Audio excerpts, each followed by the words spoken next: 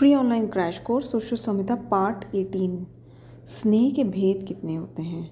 स्नेह के भेद योनि भेद से, योनि का मतलब क्या होता है यहाँ पे, योनि का मतलब होता है सोर्स ऑफ ओरिजिन। तो स्नेह के भेद योनि भेद से 2 होते हैं, स्थावर एंड जांगम, एंड विकल्प भेद से 4 होते हैं, सर्पी तैल वसा मज्जा। योनि भेद से 2, विकल्प भेद से 4। वमन विरेचन प्रत्यागमन काल क्या होता है। प्रत्यागमन काल ऑफ वमन विरेचन इज 2 घड़ी यानी कि 1 मुहूर्त। अनुवासन प्रत्यागमन काल क्या होता है, अहोरात्र मतलब 24 आवर्स। वमन से पूर्व अगर विरेचन दे दें तो कौन सा रोग होगा।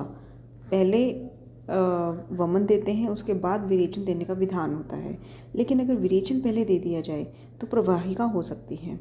विरेचन के अति योग से गुदभ्रंश हो सकता है। अगर प्रातःकाल सेवन की हुई विरेचक औषध भोजन के पाक समय में मतलब 3 प्रहर में ही दोषों को निकाल देती है तो उसे हम सम्यक विरेचन कहते हैं। प्रातःकाल विरेचन औषध दी है 3 प्रहर में, 3 प्रहर एक डाइजेशन मतलब भोजन का पाक काल भी कहा गया है। इतने टाइम में अगर वो दोषों को बाहर निकाल देती है तो वो सम्यक विरेचन है। अविज्ञात कुष्ठ में अगर कुष्ठ का डायग्नोस नहीं हो पा रहा स्किन डिजीज़ का तो मृदु औषध का ही प्रयोग करना चाहिए। दुर्विरेच्य, दुर्विरेच्य किसको कहा गया है। आचार्य चरक ने दुर्विरेच्य को सदा आतुर बोला है, जो वेग धारण करते हैं और आतुर होते हैं। तो दुर्विरेच्य में चिकित्सा का क्रम क्या है, उसमें सबसे पहले आस्थापन वस्ती, देन अनुवासन, देन विरेचन। आस्थापन, अनुवासन, विरेचन। बस्ती निर्माणार्थ जो पुटक होता है वो बंध्या पशु का ही लेना चाहिए। बस्ती के भेद कितने होते हैं। बस्ती होती है 2, स्नेह बस्ती, निरुबस्ती। स्नेह में आपका आ जाता है अनुवासन या मात्रा बस्ती, इसकी मात्रा कितनी होती है 1.5 पल, 1.5 पल। निरुबस्ती आस्थापन, मधुतैलिक, युक्त रक्त व सिद्ध बस्ती। आस्थापन, मधुतैलिक, युक्त रक्त को सिद्ध बस्ती भी बोलते हैं, ठीक है। और इसके बाद है तीक्ष्ण व लवण युक्त बस्ती का व्यापद। तीक्ष्ण और लवण युक्त बस्ती दे दें तो क्या कॉम्प्लिकेशन है, परिकर्तिका। एंड तीक्ष्ण और अम्ल युक्त अगर बस्ती दे दी जाए तो परिस्राव। तीक्ष्ण लवण युक्त परिकर्तिका, तीक्ष्ण अम्ल युक्त परिस्राव। नेक्स्ट इज दोष अनुसार अनुवासन का प्रयोग। वातिक रोगों में बिल्व से साधिक स्नेह प्रयोग करना चाहिए, ठीक है। अनुवासन बस्ती मतलब स्नेह बस्ती जो होती है उसमें स्नेह कौन सा करना चाहिए, बिल्व से साधित। पैतिक में मधु यष्टि से साधित स्नेह। श्लैष्मिक रोगों में मदन फल से साधित स्नेह का प्रयोग करना चाहिए। मदन फल जो वमन में यूज़ होते हैं, वमन मतलब कि जो कफश दोषों को निकालने के लिए हम प्रयोग करते हैं, तो इससे आप याद कर सकते हैं श्लैष्मिक रोग में मदन फल, वातिक में बिल्व फल और पैतिक में मधु यष्टि, ठीक है। भोजन के परिपाक काल में अनुवासन देने से क्या होगा। परिपाक काल में अनुवासन देने से ज्वर यानी फीवर हो सकता है। अनुवासन से पूर्व भोजन की मात्रा, अच्छा जो निरुबस्ती होती है वो खाली पेट दी जाती है, और अनुवासन से पूर्व भोजन की मात्रा कितनी होनी चाहिए। अनुवासन देने से पहले भोजन तो कराना चाहिए लेकिन सामान्य मात्रा से 1/4 चौथाई भाग ही कराना चाहिए, थोड़ा सा भोजन कराना चाहिए। अनुवासन के पश्चात उत्तान रहकर प्रतीक्षा करनी चाहिए, और उत्तान रहकर हमें प्रतीक्षा कितनी देर तक करनी चाहिए, 100 मात्रा काल तक। सेंधव और सौंफ मिलाने से अनुवासन का निर्हरण सुखपूर्वक हो जाता है। सेंधव और सौंफ। अनुवासन के उपरांत दूसरे दिन सुबह सुबह प्रातः में सौंठ व धनिया से सिद्ध जल देना चाहिए। कुल 18 अनुवासन बस्तियों के प्रयोग से रस से शुक्र मतलब सभी धातुएं उनकी वृद्धि होती है। 18 वस्तियों के प्रयोग से पुरुष में जो उत्तर वस्ती नेत्र होता है वो कितना प्रवेश कराना चाहिए, 6 अंगुल तक। निरु के बाद 30 मात्रा काल तक प्रतीक्षा के बाद काक आसन में बैठ जाएं, ठीक है। अनुवासन में 100 मात्रा काल तक, निरु में 30 मात्रा काल तक प्रतीक्षा करनी है, उसके बाद काक आसन में बैठ जाना है जो उकड़ू आसन में। निरु के बाद जो ग्राह्य भोजन है जो हमने अनुवासन में पढ़ा था वो था सामान्य मात्रा से चौथाई भाग, निरु में सामान्य मात्रा से 1/3 भाग, ओके। सिद्ध बस्तियों में श्रेष्ठ बस्ती कौन सी है, मधु तैलिक। मधु तैलिक, अब तैलिक है, तैलिक का मतलब ये नहीं है कि अनुवासन है, मैंने आपको पहले ही बताया मधु तैलिक इट कम्स अंडर निरु बस्ती। नस्य के भेद कितने होते हैं, 2, शिरोविरेचन एंड स्नेहन, ठीक है। जो नस्य और प्रतिमर्श होता है वो स्नेह नस्य के अंतर्गत आते हैं। नस्य और प्रतिमर्श इट कम्स अंडर स्नेह नस्य। और अवपीड़न और प्रधमन जो चूर्ण से किया जाता है, अवपीड़न एंड प्रधमन नस्य शिरोविरेचन के अंडर आता है। नस्य का निषेध भोजन उपरांत, प्रतिशय में, ठीक है, स्नेहपान या जलपान उपरांत, अजीर्ण में, वस्ती के पश्चात तथा अनार्तव स्त्री में। प्रतिमर्श की सम्यक मात्रा कितनी होती है? जो छींकने पर मुंह में आ जाए। चतुर्विध स्नेहों में नस्यार्थ जो तेल होता है, चतुर्विध स्नेह में नस्य के लिए जो तेल है वो श्रेष्ठ माना गया है। गंडूष धारण काल, नेत्र से अश्रु स्राव होने तक गंडूष धारण करते हैं। चतुर्विध नेत्र स्राव, 4 प्रकार के नेत्र स्राव कौन से हैं? पूय स्राव, श्लेष्म स्राव, रक्तज स्राव, पित्त स्राव, ठीक है। पूय, श्लेष्म, रक्त, पित्त, वातज स्राव नहीं बताया गया है। और पित्त स्राव को हम जल स्राव भी बोलते हैं, ठीक है।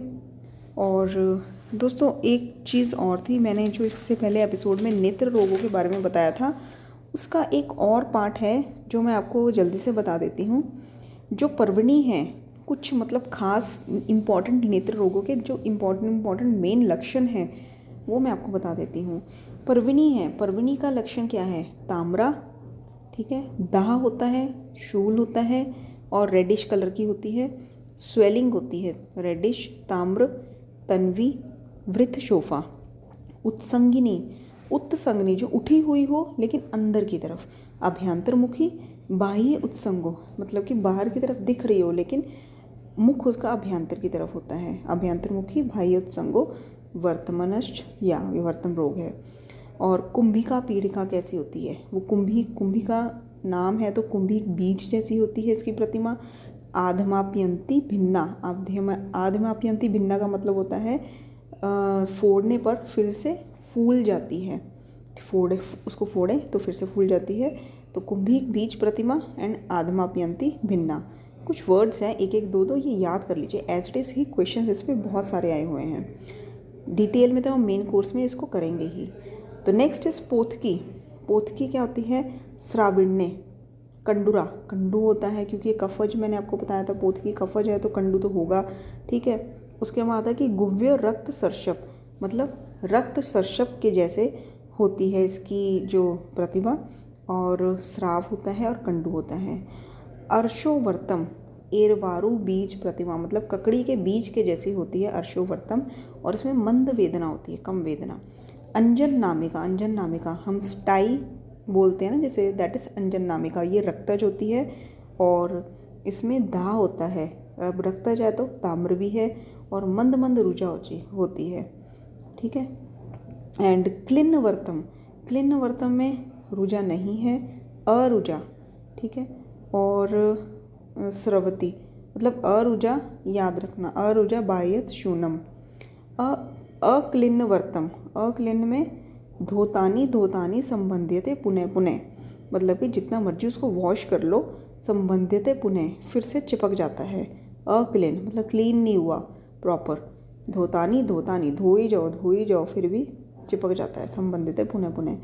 इसके बाद है वर्तम अर्श, वर्तम अर्श को हम शूणित अर्श भी बोलते हैं, ठीक है। छिन्न अछिन्न विवर्धते, मतलब कि ये बढ़ते जाते हैं, ठीक है। छिन्न अछिन्न अविवर्धते।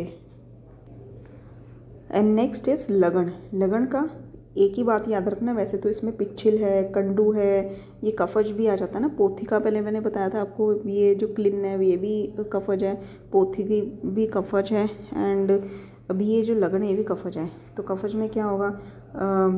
कंडू तो होगा, पिच्छिल भी होगा, अपाक, कठिन, स्थूल, वही कफज वाले लक्षण।